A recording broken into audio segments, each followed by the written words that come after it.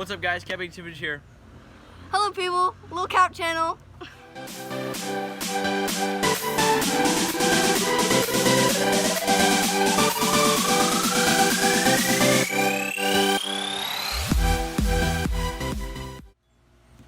We're doing a collab video. In today's video, we are setting up a new enclosure for a Savannah monitor. It's our newest animal, and we're really excited to set up a new enclosure for it.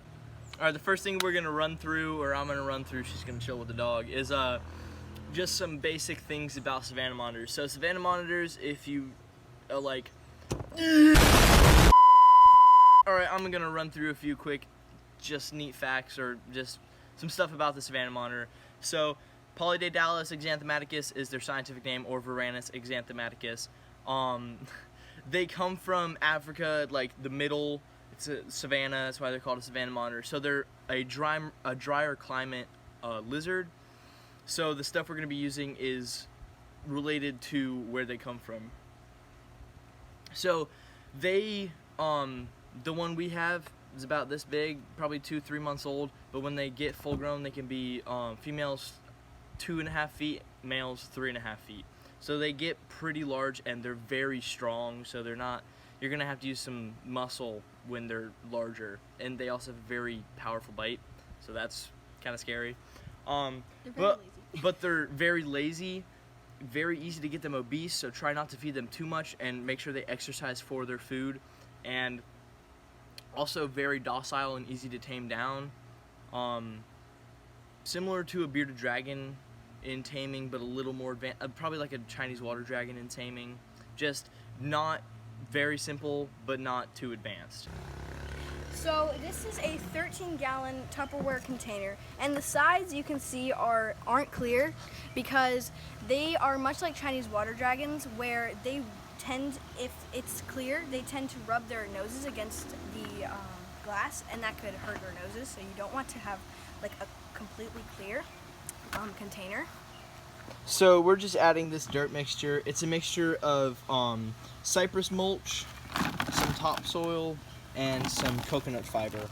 And you can also add sand, but I don't because of the problems with ingesting it, and it could clog up their lungs. So if we look from the side, you can see that it's about 2 knuckles deep. So these lizards are a burrowing species of monitor, so deep dirt is perfect for them. So I built this little contraption. This is like a tubing, it's like for plumbing, I guess. I'm not exactly sure what it's used for. My dad had some. So I zip tied it together so that it would stay bent like this as a tunnel. And we're just gonna go ahead and place this on the basking side. Scoop out some dirt. Buried in there. Get some more off this side. And this is supposed to simulate a tunnel.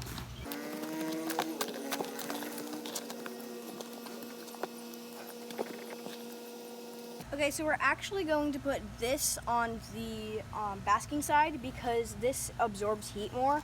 So we're just gonna put rocks. That's too big.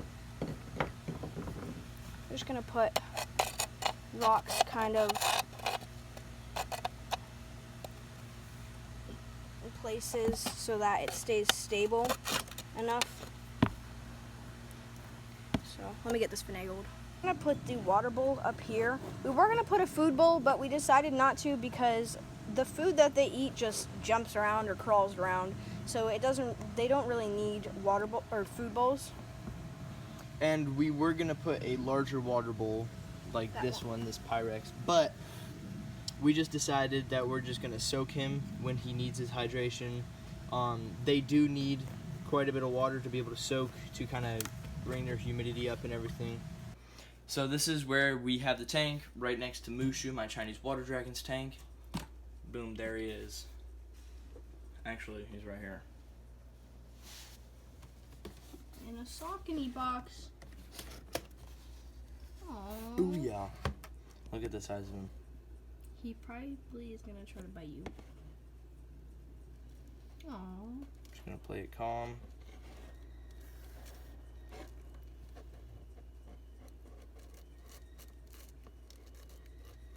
You want to go underneath them instead of over them because usually their prey goes over them. I mean their predators go over them.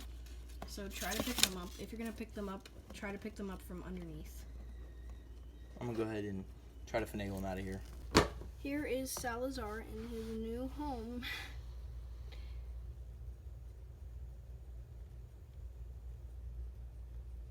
Immediately into a hide where he likes to sleep. Alright, now that he's in his cage, let's talk about some care. Alright, so Savannah monitors, they're from Africa. You need to keep their humidity at around, I think it's from 50 to 75 is like the golden. And in the Savannah, they burrow, and when they burrow, they can reach up to 100% humidity. So keeping it a little bit higher, but not too high, is good because it also aids in shedding, and it keeps them hydrated. And then let's talk about some food. When Savannah monitors are juveniles, they mostly eat crickets and roaches, but on occasion they eat superworms and waxworms. As adults, they still mainly eat crickets and roaches, but on occasion you can feed them mice, fish, beef, and chicken. And the reason on occasion for all those is because they're higher in fat than everything else.